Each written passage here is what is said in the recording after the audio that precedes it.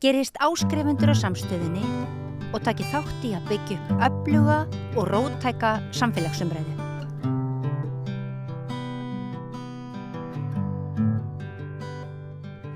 Herðu, það krísa í NATO og það eiginlega krísa í heimspólitíkinni. Kannski eru búin að vera lengi, kannski eru við átt okkur á einhverju stöðu sem við hefðum átt að geta séð. Það ómögulegt að vita. Það skemmtilegt að mál eru akkurat á þessum stað að þá hægt að tala þau svona íhugult og frá grunnpunktum einhverjum. Við ætlum að gera það hérna og höfum svo sem verið að þessu hérna undanfarið að reynda að fjalla svona til dæmis Úkraínustríðið og Gaza út frá svona heimspólitíkinni og hver staða okkar og mikið rætt hérna öryggismál á Íslandi, verið svona hálfgerð svona ósk hér og krafa að íslensk stjórnvöld þurfi að endurmeta öryggishagsmuni Íslands því að svona gömlu forsöðunar eru augljóslega einhver leyti brostnar en það ólíkt hvernig menn líta það. Ég ætla að vera með svona nokkur samtöl hérna á næstunni þar sem við erum að ræða heimsmyndina og kannski svolítið út frá okkar sjónarhóli og Kristinn Hrafnsson á blaðamaður og ólæknandi, skrifar inn á Facebook sem blaðamaður eiginlega, stundum heimsmálin og mest. Já, þetta er svona mitt blogg sem ég hendi inn hugleiðingu. Já. Þetta vera pistlar í blaði? Já. Ef að blaðamennskan hefði ekki hrunið hérna einhvern tímann fyrir einhverjum árum síðan? Já, eflaust geti hún fengið þetta birt einhver staðar en ég ger þetta þarna bara vegna þess að það var allar aðgangað, þetta opið og ég í launaustar annars staðar þannig að þetta ekki spurningu tekjur.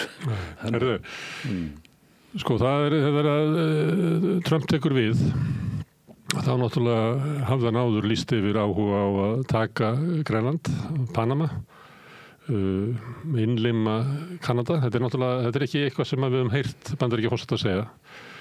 Þetta eins og kallað sko game changer eða þetta bara heimsveldið að sýna hvernig þeir horfa á heiminn og hafa alltaf gert? Ég held að sé það og þessi áhuga á Grænland ekkert nýr í sögulegu samhengi. Eftir seinni heimsstyrjöldina þá vildu Bandaríkjamenn kaupa Grænland og það náðust ekki samningar. Hvað var það Panama að þú nefnir það? Og þeir hafa líka sett þær herstöðvar á Grænlandi sem þeir vilja. Og varði Panama þá svo sem réðusmennin í Panama á sínum tíma þegar menn líkuðu ekki stjórnarhætti þar í ríki sko. Þannig að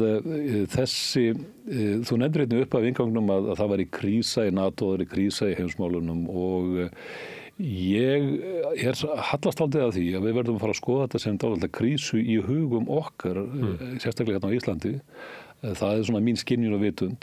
Sú krísa sem að sprettur af því að við höfum ekki fylgst með og það hefur ekki verið athygli á þennan málaflokk. Þetta hefur ekki verið á dagskrá að hugsa öryggis- og varnarmál, utanríkismál í stóru samhengi í þessari ofboðslegu breyttu heimsmynd sem að sérstaklega hefur verið að mótast eftir 11. september og þetta er orðið aldarfjórðungur næstu því. Það sem við höfum bara ekki verið að skoða málin og við erum einhvern veginn föst í einhverjum gamlum afstæðum og þegar að kemur að umræðum utanríkismála þá erum við föst í einhverjum orðahenglum ef svo má orðu komast, eitthvað grunnstoðir, burðavirki, utanríkisstefnunni, varnarsamningurinn, allansamningurinn og svo framvegis. Og okkar gildi, Bandaríkir sem oddvita hins frjálsa heims, við erum að berjast fyrir frelsi út allan heim. Að maður tala ekki þetta viðurstyggilega orð vinaþjóðir sem að eru, veit ekki hvað maður á að fara að hamra því en oft sem að held ég að verið Palmerston Lávarður, forsætisráðherra í Bretlandi miðja 19. öld sem sagði skýrt og klárt þjóðir eiga ekki vini og eiga ekki óvini. Þjóðir hafa hagsmuni og það er það sem að ræður samskipti ríkja og það er eitthvað sem við ættum alltaf að hafa uppi hvort við erum að tala vina þjóðirnar á hinnum norrænu ríkjunum eða Bandaríkin sem við erum í varnarsamningi við. Og hagsmuni ríkja, það eru öryggishagsmunir eru ofar öllu, segir sagan okkar. Já, það er nú bara grunnverkefni ríkisvaldsins sem að er að gæta að öryggi þegnanna og á grundvelli þessara hugsunar erum við afsölu við okkur okkar valdbeitingar getu, ef svo má segja, til ríkisvaldsins og í staðinn á ríkisvaldið að gæta okkar hagsmuna. Það eitt af grunnstóðunum í því að lifa í samfélagi þar sem að þú tekur frá þennan möguleika. Allavega, þetta grunnstóðin, en það ekkert verið að ræða þetta hér og það var til að mynda fyrir síðustu kosningar að mér sagt, ég var ekki hérna á landinu að fylgjast mikið með kosningabaráttunni, varla eitt einasta orð sem fór í það að ræða öryggis- og varnarmál eða utanríkismál yfir höfuð.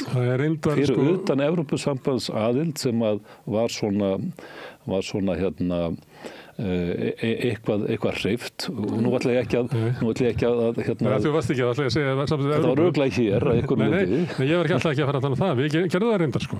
En ég til bara RÚV og svona almenna umræðu að þá var Evrópa lítið á dagskrá þegar sjálfstæðismenn voru að reyna að koma því á dagskrá Evrópusambandsflokkarnir voru ekki að leggja þetta sínu frumkvæði, heldur var þetta mest komið inn í því að sjálfstæðismenn voru að segja að Viðreisn ætlaði að koma okkur inn í Evrópusambandið.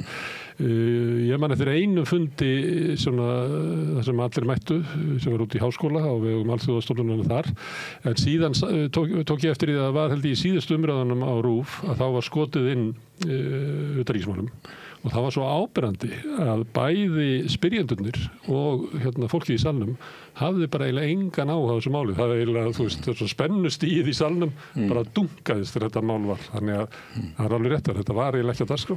Þegar þetta var borið fram að það var þetta kaldur og ólistugur réttur. Já, þetta líklega það meira vantarlega að skapa meiri spennu og tensjón í samfélaginu ef þú ferð að rífast lúpínuna með á móti en utanríkismál. En nú þetta krísahugafarsins sem veldur því að við höfum ekki verið að fókusera á þetta málasvið og það ég heyrði sá brot úr einhverju þætti þar sem að kona á innsoginu sagði bara að nú hefur heimsmyndin bara turnast og breyst á einu vettvangi þar út af þessu Grænlandsmáli og yfirlýsingum Trumps og mér var hálf brugðið því að í mínum huga erum við að sjá ákveðna þróun þessa öld þannig að þetta ákveðna stig á ekki að koma óvart. Trump heldur ekki að koma óvart, hann var við völd í 4 ár, hann ekki að koma algjörlega sem nýr inn í umræðina og að beita taktík sem að að mínu viti alveg úthugsuð, svona Mad Men theory, hann hendir fram einhverju digubarkalugum yfirlýsingu til að stuða því hann ætlar sig að fara í samningaviðræður. Þannig að menn mega heldur ekki rökkva á límingunum yfir yfirlýsingum að þessu tagi sem voru eitthvað í það átta þegar hann var spurður hvort að hann útilokaði beitingu hervalds til þess að ná undir til Grænland og þá sagði hann, nei, ég útiloka ekkert. Þannig að það var svona sosum á að taka alvarlega. Ég bara, þú myndi taka það alvarlega að ég sagði, ég útilokaði ekki að koma hérna með byssu og þvinga þetta til að skrifa undir einhvern samning. Það ofbeldis hótun í per se. En hann hendur þessu þarna inn og ber að taka alvarlega en ég held að við eigum mátulega að fara í svona óttaflog yfir því að hér komið til stríðsátaka Núk og Grænland. En þó, ekkert útilokað. En ég held að við verðum að hefja þessa umræðu. Hún verður að vera löng og stundum þarna leiðileg því að við farið svo mikla baksögu í þróun mála, sérstaklega þessa öld, varðandi þróun mála í varnarsamstarfinu innan NATO. Ég einhvern veginn svona að vekja athygli á því að eðlilega inntak bandalagsins einfaldlega að verða ljóst og koma på yfirborðið með þessum yfirlýsingum. Og hvert eðli NATO? Já, falsmyndin, byrjum að henni, hún einhvern veginn á það leið að þarna koma að borðum vinaþjóðir. Hina frjálsu þjóða heilu gildi sem eru frelsi og lýðræði og mannréttindi. Seinna hefur verið svona dálítið laumaðar inn náttúrulega hagsmunum kvenna, sérstaklega þegar að koma á Afganistan og þessar þjóðir sverja þessi eið að sé ráðist á eitt skuli það jafngilda árás og öll, þar að segja 5. grein Atlantshafsbandalagssamningsins.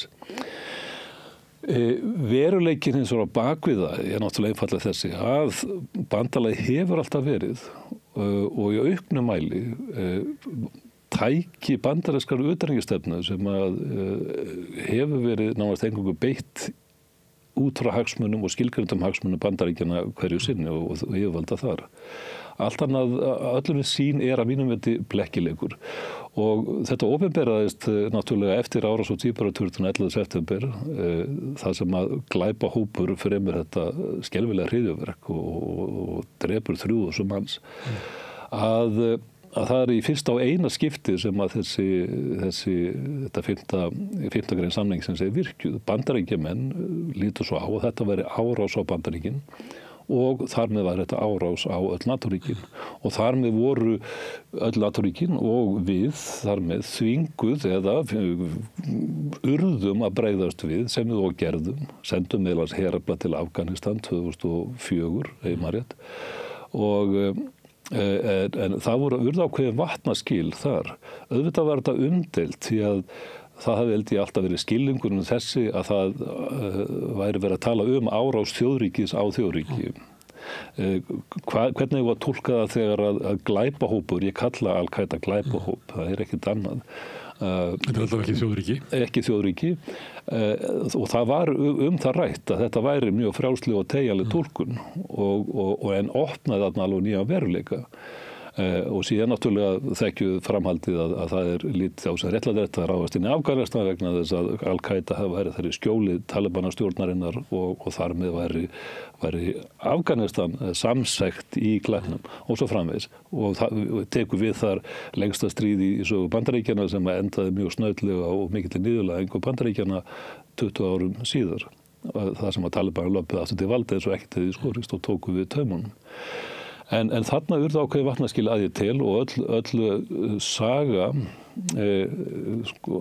eftir 11. september mörkuð þessu en á samaskapi hefur blekkimyndin viðhaldist og hefur kannski styrst því að menn hanga eins og hundar á roði á þessari falsmynd inntak og eðli NATO.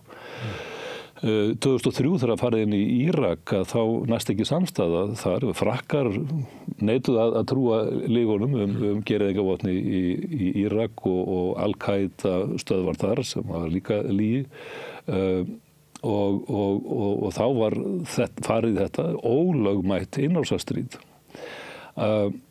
Þetta hefur síðan í vaxandi mæli verið svo að NATO hefur bara verið notað í þessu skyni dálítið í hlutverkakrísu en Bandaríkjamenn bara fara sínu fram.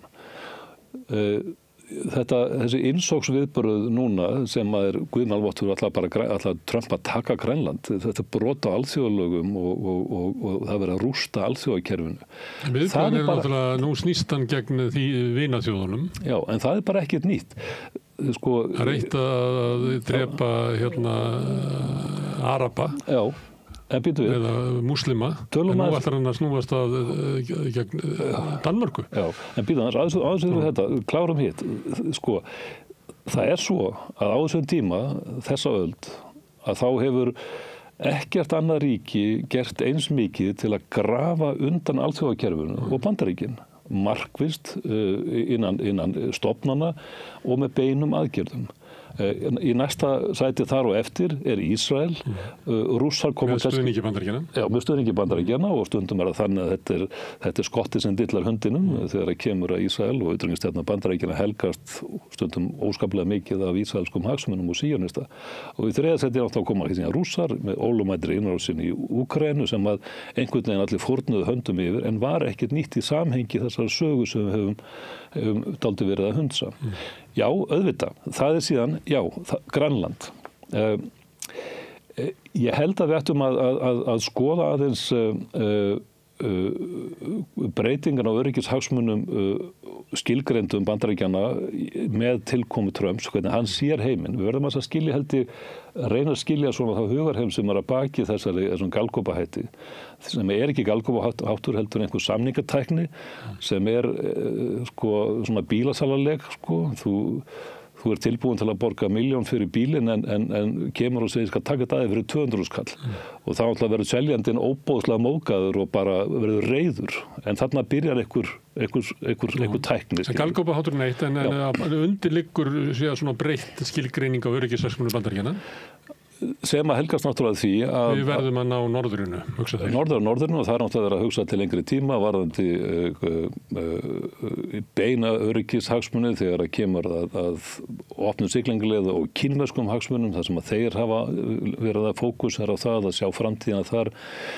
Einnig náttúrulega bara beinir viðskiptahagsmunir, nýr viðskiptaráðherra í Trump-stjórninni á beina viðskiptahagsmuni af námuvinnslulegum á Grænlandi til að mynda, en þar eru líka möguleikar á vinnslu málma sem erfitt að ná í, sérstaklega ef að Kína dettur út af myndinni og svo framvegis og meira sé úraníum þar. En þannig að þetta eru viðskiptahagsmunir, öryggishagsmunir sem að spilast þarna inn í. En sko út frá sjónarmiðum Bandaríkjamanna þetta engin stórkostleg tíðindi að fara í samningaviðræður að kaupa landsvæði. Ég verið að rifja þetta upp að síðasti business dealin sem var gerður á milli Bandaríkjanna og Danmerkur var að kaupa dansku jómfrúðareigarnar í Karibahafi fyrir $25 milljónir árið 1917. Það heita núna bandarísku jómfrúðareigarnar. Það var svo sem ekkert verið að spyrja innfætt að því hvort þau verið tilbúin að fallast undir þennan díl.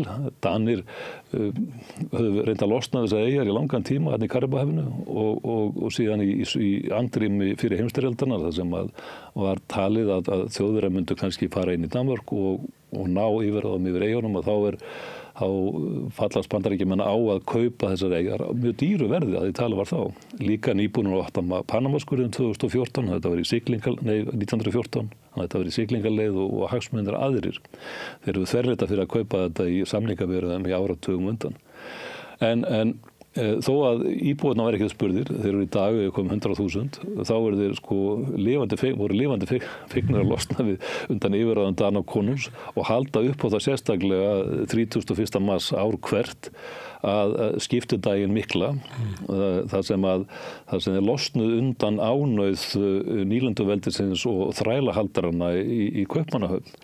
Og fyrir 4 ára síðan þá var eftir mikið debatt ákvað að taka niður styttuna af Kristjáni 9. þarna á einni eyjunni, St. Thomas. Það sem þóttu bara ekkert við hæfa, það var Danakonung hérna vomandi yfir og svona miðpunkti eyjarinnar, maðurinn sem sko var við völd þegar að verkalýðsbarátta fyrrum þræla var barinn niður með vopnavaldi danskra hermanna.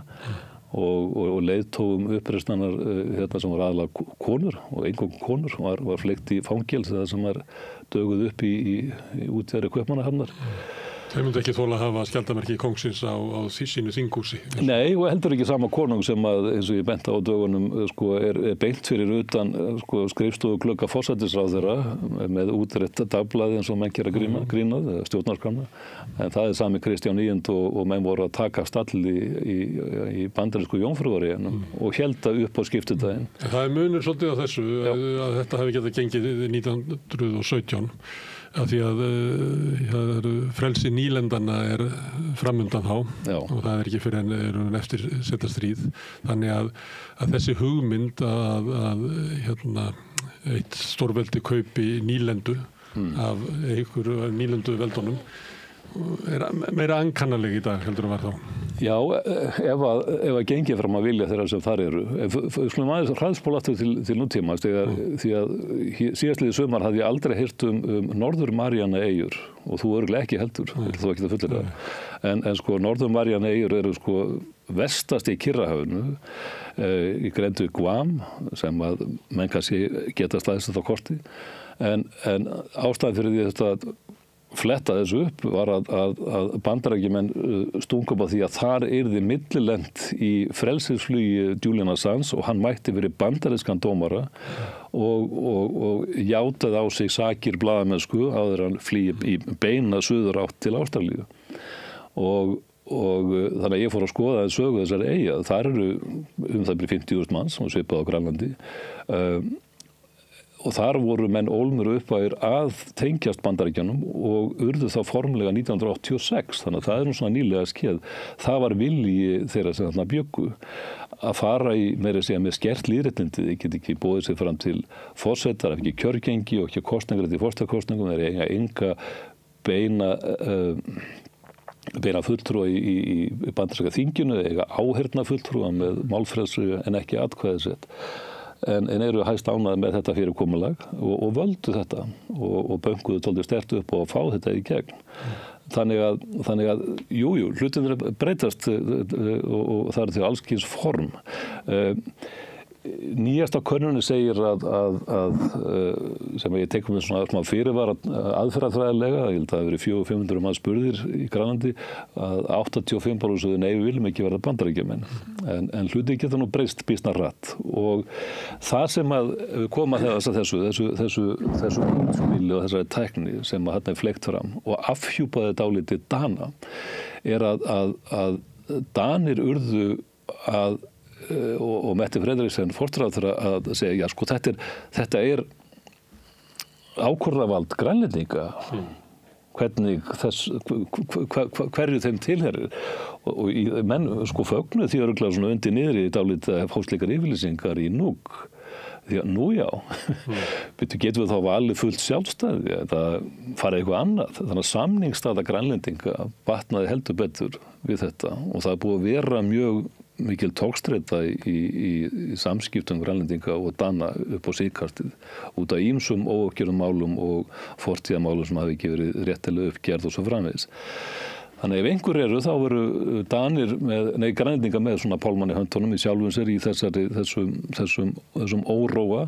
Þeir geta bara valið sér herra. Þeir valið að vera sjálfstæð og til dæmis gera samninga við Bandaríkjanum eitthvað kynverum annað. Ég held að það sé ekki búið. Það er bara búið að skilgreina á áhrifasvæði Bandaríkjana.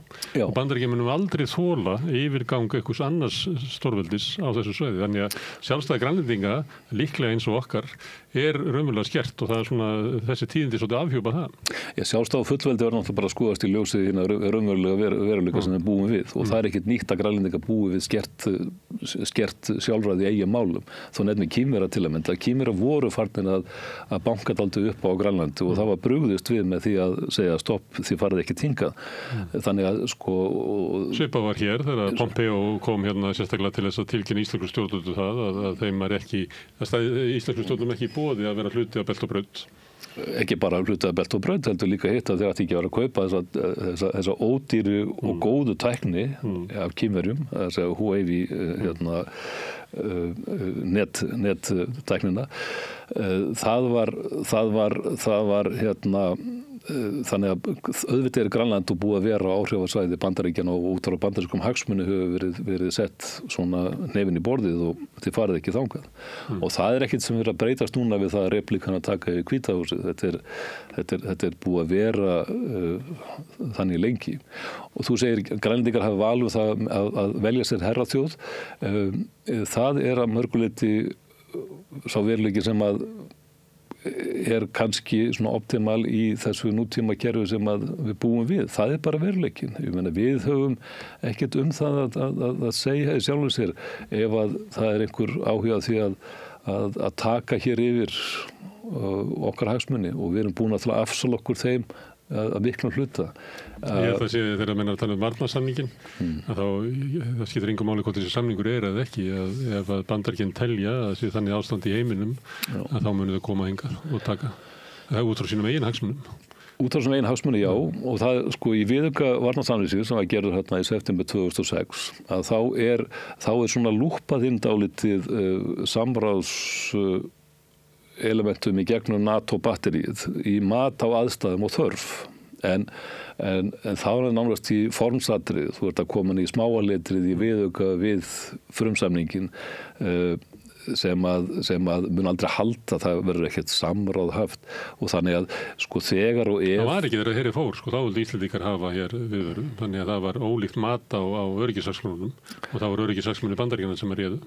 Já, þá alltaf var svona skondin kúvending sem varð á stefnu stjórnvalda að allt í einu missa spilapenningin úr samskiptum við Bandaríkin því að allt frá gerð samningsins var því svona laum og hótað að fara að taka upp varnarsamningin og herstöðina ef ekki því gefið lendingarleyfi fyrir loftleiðir, kvóta fyrir tógar á Alaskamiðum og eitthvað svona.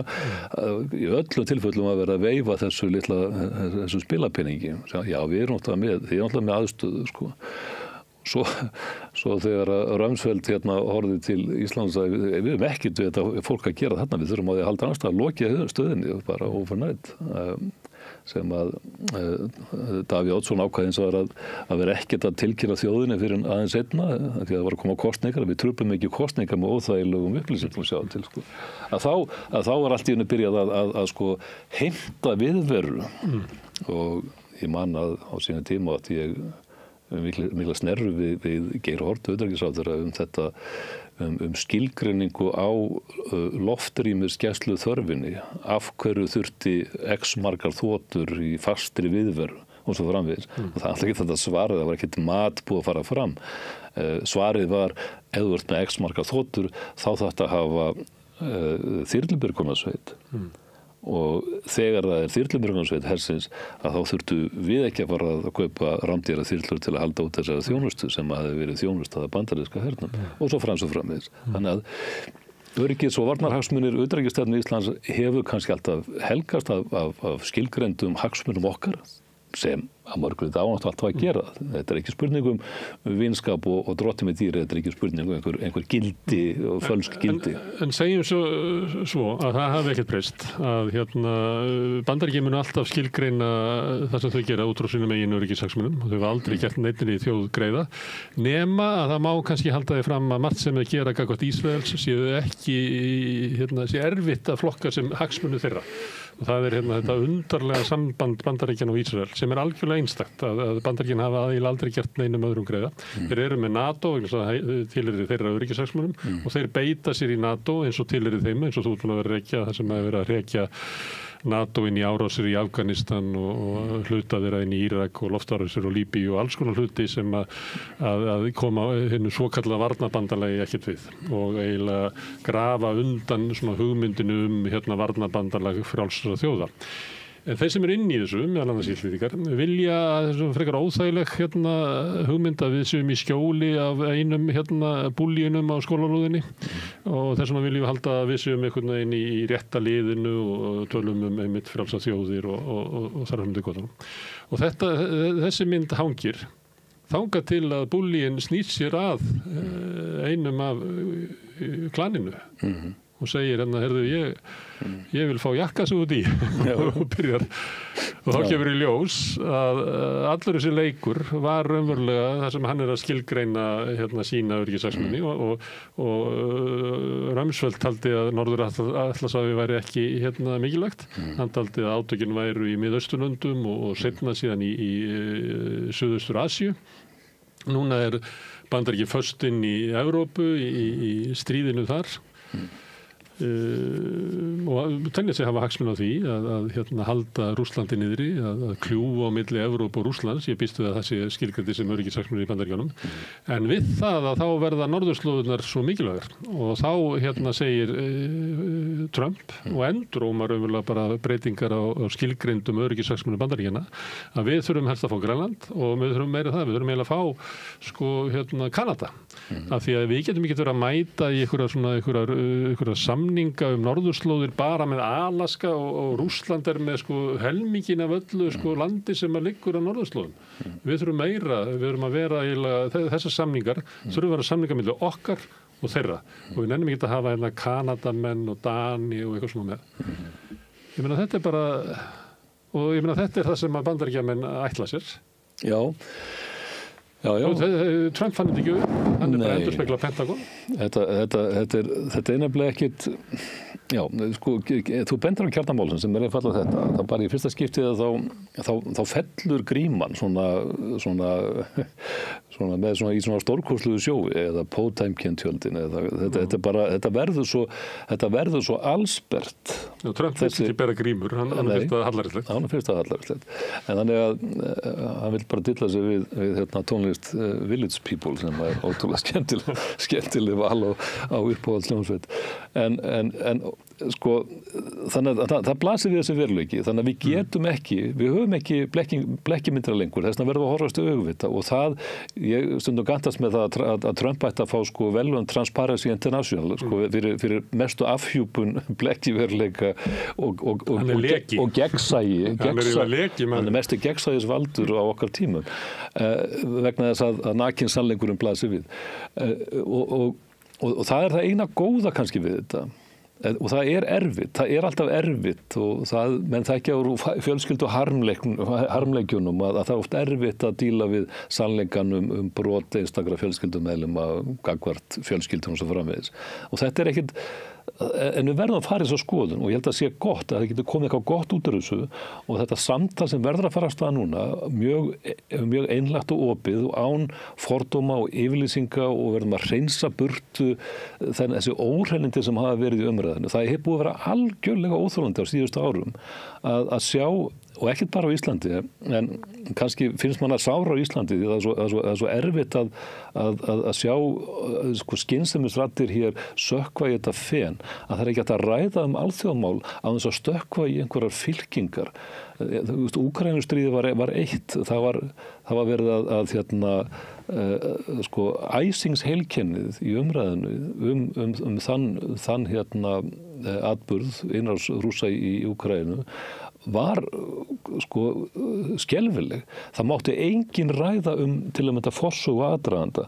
Engin gagnrýna stefnu NATO á þess að vera skilgreindur sem handbendi Pútins. Handbendi Pútins og framvegis. Þetta svipað var á kalda stríðinu bara, þú máttir ekki gagnrýna NATO á þess að vera handbendi Sovétríkjanna. Já, þannig að verðum að snappa út úr þessu og það eimir ennþá eftir þessu. Það er svo að við fáum engin tíðindi í fjölmiðlum og öllum vestrænum fjölmiðlum og líka íslenskum fjölmiðlum af raungangi átakanna í Úkraínu og það er vont. Það er vont og það er svo mikið skekkja, ég veit ekki hvort við munið til því fyrir nokkrum mánuðum þegar það er sókn eitthvað inn í Kursk frá Úkraínu og það var bara blásið upp eins og þeir var það bil að taka Moskvu sko. Þetta væri svo mikil svakalegu sigur fyrir Úkraínumenn en í dag er Rússar að naga sig inn í Donbass og önnur hér á þess að þessi nokkuð ræð það. Og auðvitað, hvað var á þau átöku? Ég ætla bara að segja það. Það verður að finnast einhver endi á þessu og það voru, skynsamt fólk sagði þessu upphafi, það verður að semjum þetta, enda þetta. Því að við erum að hugsa hag almennra borgara og þeir sem að upplifa það að vera á stríðsvæðum, börn á alast upp á stríðsvæðum, það er hörmung. Þannig að það verður að vera þetta tempó að inni að hugsa friðin. Og eins og ég segi, ef maður að sjá þennan nýja veruleika eins og ég vildi gjarnan að kæmi í framhald af þessu að fólk myndi fara með opin augun án fordóma, án þess að vera forskrifað í einhverju dogma eða bandalagsmyndun og sjá sko sína hagsmuni, að skilgreina almannahagsmuni án ríkisvaldsins, án alþjóðlegu bandalagana og skoða hlutina bara af raunsæi á þeim forsendum að það væri jákvætt skref og umræðar alltaf til góðs og ég held að við eigum að fara miklum kraft inn í þetta. Það þarf ekki mikið að rífast skilgreiningu sögunar, hún er tiltölulega ljós en það þarf stundum að tala eitthvað sem er óþægilegt. Eitt mat gæti verið það að segja bara, sorry guys, við erum hérna á skilgreindu áhrifasvæði Bandaríkjanna þannig að utanríkisstefna okkar og öryggismál munu alltaf taka lit af því. Bandaríkjamenn munu bara koma hingað og taka klettinn. Það er líklega alveg saman okkur svona sem fólkið nema að hér komi einhver stjórnvöld sem að ógna þeirra öryggishagsmunum, þá munu hafa afskipt af því eins og þau gerðu í Panama og víðar og þetta er bara raunveruleikinn, þannig að líklega bara best að gleyma utanríkismálum, við getum ekki haft neitt áhrif á því. Ef við viljum ekki beygja okkur til þennan heim, þá verðum við að segja sér svo, nú verðum við að nota þetta tækifæri til þess að mynda eitthvað bandalag með öðrum smáum ríkjum og þá ég ekki að tala svona örríki eins og okkur, heldur kannski eins og Norðurlöndin og fleiri sem ekki sætta sig við að vera algjörlega undir bara lifi í heimi stórvelda pólitíkur og að til þess að losna undan því, að til þess að geta hamið stórveldin, að þá verði þá önnur ríki að binda eitthvað bandalag til þess að halda upp einhverju svona alþjóðlegri reglu og vera eitthvað mótvægi við það. Og þá erum við kannski að horfa á þá svona plattforma sem við höfum, annars vegar NATO og svo Evrópusambandið.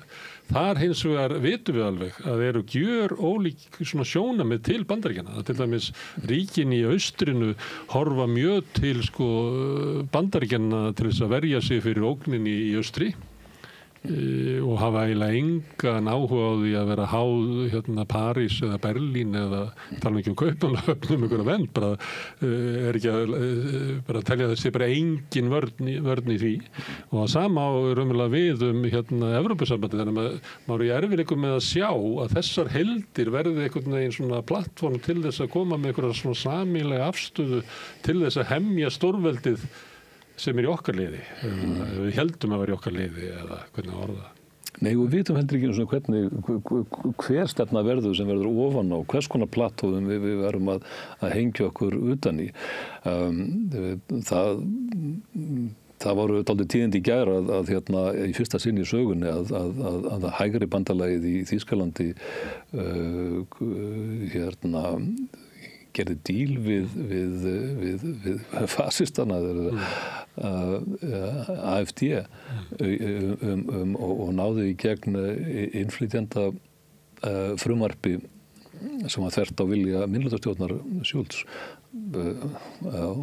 Ólafs sem mér fannst þetta að vera algjör vatnaskil. Þannig að það eru kosningar í Þýskalandi núna í 25. febrúar og ég hugsa með sjálfum mér, er þetta vísbending það að AfD og hægri blokkin myndi meirihluta eftir kosningar. Þá ertu komið með þarna afl til valda sem að mátt ekkert gefa eftir fyrir og landslæði getur breyst all hratt. Þannig að hver er þessi blokk? Ég sá að Þorgerður Katrín var nefna þegar viðtali að við erum að hugsa okkar viðskipti líka, við erum að hugsa viðskipti sem að og viðskipta hagsmuni og það annað sem við ekki rætt núna er beiting viðskipta sem vopna, sem í ekstrím tilfellum með náttúrulega algjört viðskiptabann sem vissulega eitt að getur verið dauðlegra en nokkur vopnabeiting. Við sáum það í Írak á milli flóabardaga og innrásanna 2003. Við sáum það í Venezuela sem er barið til niður til fátæktar viðskiptabannum. Gleymum því ekki þegar Sameinuðu þjóðirnar komust að því 1995 eða 6 að maður rétt eftir 5 ára viðskiptabanni að 500.000 barna í Írak hefði dáið ótímabærum dauða út af beinum vegna viðskiptabannsins á Írak sem var ótrúlega hart og hún sagði eitthvað þá leiða sem sendi þeirra Bandaríkjanna á Sameinuðu þjóðirnar í maður rétt að þetta hefði verið algjörlega þessi virði að slátra þessum 500.000 börnum. En neðar í skalanum viðskiptabannir hernaðaraðgerð og við höfum alltaf lítið svo. Það er líka tolla ákvarðanir eru hernaðaraðgerðir og það er nokkuð sem að Trump alltaf sér greinilega beita sem svipu. Gerði það í Kólumbíu í vikunni? Já, gerði það í vikunni og ég fylgdi alltaf vel með því að því hittu nú Gustavo Petro forseta Kólumbíu 100 dögum eftir á kjörin þarna fyrir 2 árum og bara alltaf eftir þessum umskiptum sem voru að verða í landinu frá því að vera náttúrulega algjört satellite-ríki Bandaríkjanna í því að reyna að spyrna þessu fótum en þó óskaplega varlega sem að menn voru að reyna að rugga ekki bátnum mjög mikið út af þessum viðskiptahagsmunum. En það tók ekki annað heldur en hótun að skella þá hámarkstollum fyrir Petro til þess að bakka með þessa ákvörðun að leyfa ekki innflug með herflugvélum á hlekkjuðu fólki sem var ekki lyft á klósetti í innflugi þar að segja ólöglegum innflytjendum sem var verið að selflytja tilbaka í nýrri stefnu Trumps. Þannig að slíkum svipuhöggum verður beitt og Og það gæti verið býsna alvarleg aðgerð ef við fáum það. Hann hefur hótað tollum á Evrópusambandið sem eru félagar hans í NATO. Nákvæmlega. Og hver okkar hagsmunir þar eru búin að meta það. Ég sá að Þorgerður Katrín hafði mikla áhyggjur af því að tollarefsing að Evrópusambandið mætti ekki flæða yfir á evrópsku efnahagsvæðið. Þannig að þar voru konum við þá stöðu, heyrðist mér henni að nei, við erum ekki Evrópusambandið, við erum bara auka aðilar. Umsóknarríkið. Sem er bara þannig að verða ríki að skilgreina hagsmuni, ég er ekki að segja þessi ránt, eins og Færeyingar þegar þeir undanskildu sig viðskiptabanna á Rússlandi, það var bara alltaf mikla hagsmunir að selja fisk þangað. Þeir töldu sig ekki hafa efni á því að missa veiðar í Barentshafinu. Nei, við sáum það hérna í okkur þegar að Gunnar Bragi var utanríkisráðherra í Mariett að 2014 að þegar að Evrópusambandið ákvað að bregðast við yfirtöku á Krím á Rússlandi með því að skella smá viðskiptabanni segi ég, svona frekar mildum aðgerðum, viðskiptaþvingunum eða aðgerðum gagnvart Rússlandi og við ákvaðum einhvern veginn að hengja okkur á það sem ég held að mögulega verið bara óvart eða vanhugsað og Moskva náttúrulega bara, já, byrju hvað eru þið að sperra ykkur og skelltu á algjör innflutningsbanni á Rússland. Það var þurrkað 30-40 milljarðar af útflutningstekjum landsins sem einu vettvangi. Fiskútflutningi sem að mátti rekja marga áratugi aftur í tíma og mjög blómleg viðskipti Íslands við Sovétríkin. Já, að vísu fundum við hjálið gegnum heil landlukta ríki Hvíta-Rússland sem allt í hennu var orðið mikill útflytjandi á fiski úr Atlantshafinu. En ok, við slum ekki farið þá sólma. En nákvæmlega þessi forsaga okkar, það sem við náðum býsna góðum árangri að búa til eitthvað balans í kalda stríðinu með að halda viðskiptum við Sovétríkin og bæði fiskútflutningi og olíuinnflutningi og svo fengum við löturnar og svo framvegis. Held ég sýni ákveðna forskrift af því hvernig við verðum að hugsa okkar stöðu í þessum breytta heimi. Það er ekki víst að við komumst upp með það þótt að við komumst upp með það í kalda stríðinu. Þá með að við svona tóni frá Trump og svona þá ætlar hann að þröngva ríki til þess að bara hætta viðskiptum við Kína. Já.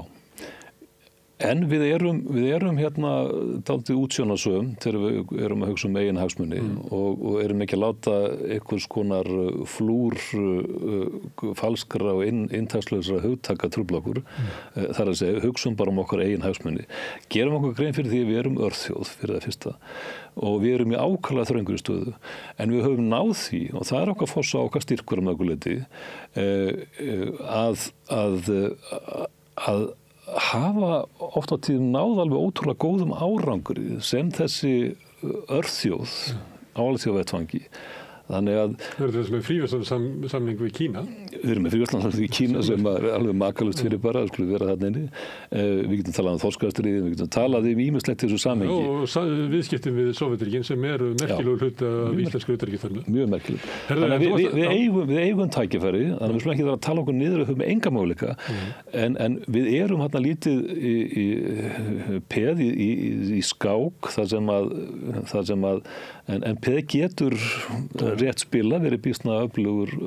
Þú myndir skilgreina öryggishagsmuni okkar þannig að í heimi vaxandi stórvelda átaka þá er það lykilatriði fyrir smátt ríki að eiga í góðum samskiptum við alla.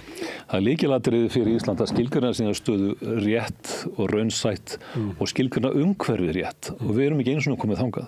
Við erum ekki einu svona búin að teikna upp sviðið fyrir okkur og hvaða hlutar við ætlum síðan að leika þar inni. Þannig að í guðanabænum förum að ræða hlutina af einhverju skynsemi. Það er það sem að þú byrjaðir á að tala um. Og það er það til dæmis uppbygging bandaríska hersins í Keflavík hefur eiginlega ekki verið í almenn umræðu, var ekki umræðu á þinginu.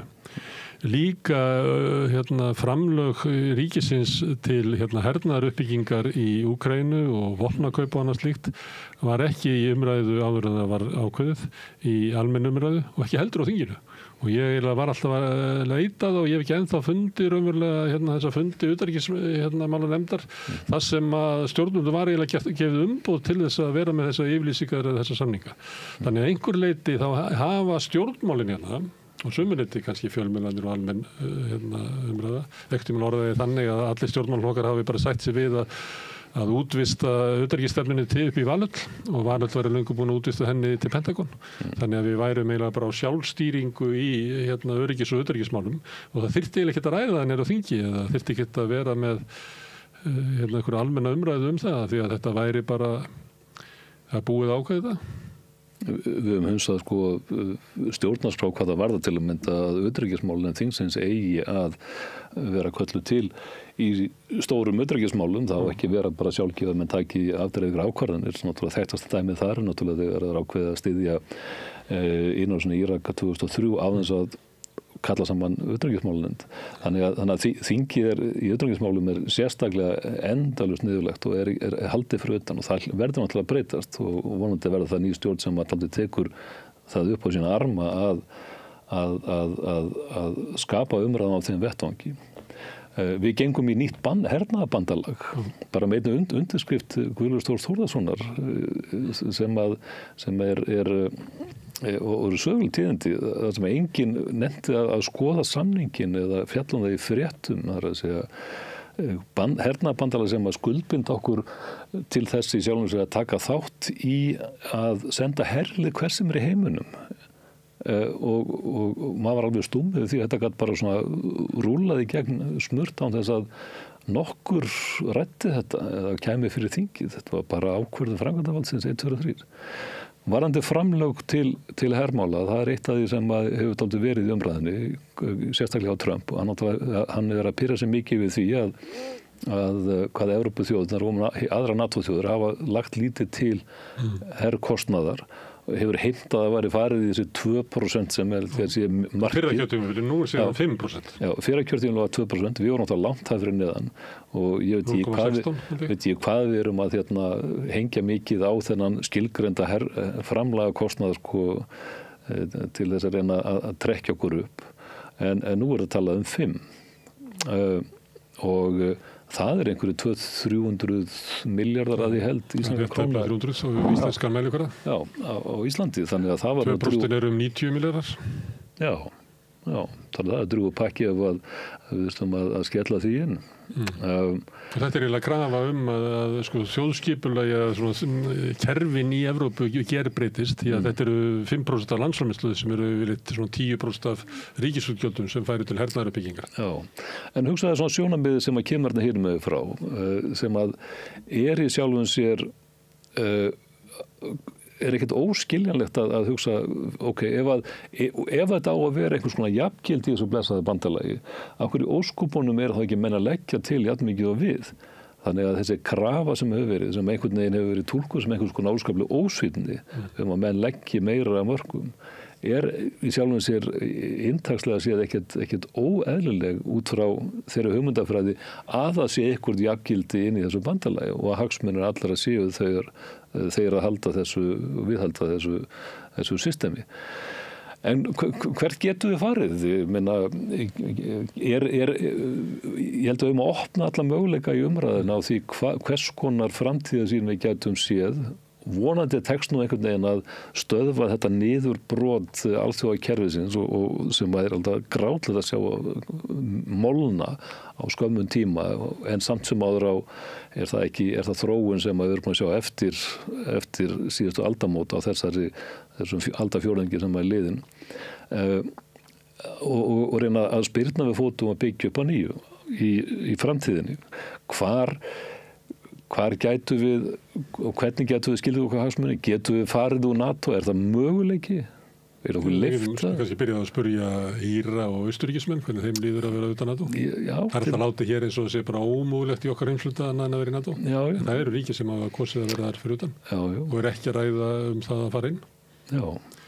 Svo er eitt sem við getum gert, við getum talað við íslenska stjórnmálamann sem var mjög virkur þáttakandi í sambærilegum pælingum á svona síðari hluta kalda stríðsins þegar fer að byggja upp svona þriðja valkostin í heimi sem er stýrt af stórveldum og það er Ólafur Ragnar Grímsson sem fór víða og sömuleyti að við nefndum hérna fríverslunarsamningi við Kína að mörguleyti afleiðing af því starfi sem hann var í seint á 8. áratugnum og snemma á þeim 9. þar sem hann var vilji meðal annars Indverja og fleiri að byggja upp einhvern valkost í heiminum sem fyrir utan þessa stórveldapólitík en nú eru þau ríki öll komin í aðra blokk sem stundum kennd við Brexit sem náttúrulega ekki eins skipuluð blokk eins og Bandaríkin hafa í kringu sína hagsmuni. Þannig að það er mikil degla í heiminum. Já, ég held að þetta alveg að líða Ólafur Arnar Grímsson og hans rödd og aðra sem hafa verið í alþjóðastarfi og náði í góða reynslu. Og þar verður náttúrulega líka að gefa munum svigrúm til þess að tjá sig án þess að stökkva þar handa og fóta. Ég mani því að örfáum vikum eftir innrás Rússa í Úkraínu að þá var með stuttum millibili tala bæði við Ólafur Ragnar og Ingibjörgu Sólrúnu sem koma nú alls ekki úr sömu áttin í pólitík en hafa töluvert mikla alþjóðlega reynslu og bæðu sögðu nokkurn veginn að sama já, ég sé fyrir mér ekkert annað heldur en það verða bara enda þetta stríð og það getur ekki enda öðru sem með einhvers konar samningunum að gefa eftir landsvæði, gleyma Krímskaga, hann farinn og er að loka þessu með samningum. Og það brjálast allt í samfélaginu út í þau bæði og þau voru nánast tjörguð og fyrir það að ætla sér að gefa eftir. Þá var komin Hitlers myndin á Putin og það var með stökku yfir til sögu þekkingar sinna fyrir uppgangi Þriðja ríkisins. En bara það að minnast á þetta sem er ósköp eðlilegt að nefna í samhengi við bara veruleikan eins og hann öll stríð enda með samningum, það er bara þannig. En talandi Þriðja ríkið, maður enda þar var maður sem stýrði sem var hugsað uppátt á svona svipaðan hátt og Trump gerir og segði, hvað með þjóðverjana í Súdetahéraðinu, ættu þeir ekki að tilheyra okkur? Svona eins og Grænland eða eitthvað. En Austurríki, er það eðlilegt að Þýskaland og Austurríki sé sikkvort landið þar sem við erum að kljúfa þjóðina á milli? Er ekki eðlilegt að Kanada sé hérna bara með okkur? Þannig að sömuleyti er við komin með sömu tækni, þar sem einhver maður á toppnum sem að kasta svona fram, svona kanna hvaða vilji meðal þjóðarinnar og hvað hann kemst upp með og að mörguleyti erum við komin á þennan tíma aftur. Ef að menn hafa áhyggjur af uppgangi fasismans í heiminum. Já, við skulum ekki algjörlega henda þessu út í buskan sem fullkomna þvættingi okkar sjálfstæðisbarátta fólst náttúrulega mikið því að byggja á svona frjálslegri túlkun á sögulegri fortíð. Við ættum kannski að fara að grauta í þeirri forsögu og segja að í raun og réttu þá ættu við Grænland. Því að þetta var nú alveg svona menn sem var sigldu út frá Breiðafirði sem að festu það land og byggðu þetta upp og komið því á kortið. Dalasýsla gæti átt kröfu á Grænland. Já, ég held að þar gæti Búðardalur komið sterkt inn. Svo eigum við náttúrulega býsta stórt landsvæði í raun og veru í gegnum afkomendur okkar í Manitoba í Kanada. Getum gert kröfu þar. Nei, nú erum við náttúrulega byrjað að gantast. Það frétti ég að því að ég fór að horfa á Hallgrím Helgason helgina síðustu og þar, hann fór að skoða það að því að hann þurfti að kanna svolítið rannsóknir fyrir 100 blaðsíður aðalpersonan fór til Vesturheims. Þá kostar því að allir afkomendur Íslendinga þar eru trumpistar. Já, ég var nú þetta heilt suma sem ungu maður að plæja akra í Manitoba á Íslendingabyggðum og ég hugsa sér rétt að þetta er svo frekar konservatíft samfélag á þeim slóðum en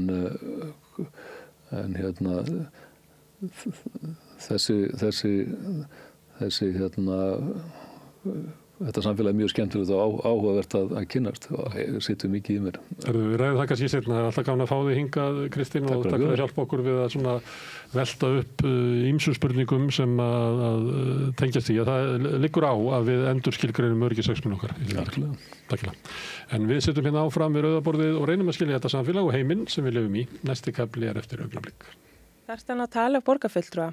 Borgarfulltrúar Sósíalistaflokksins eru með viðtalstíma alla mánudaga klukkan 13:30 til 14:30. Það þarf ekkert að bóka tíma, endilega kíkjum við í Bólholt 6, 105 Reykjavík.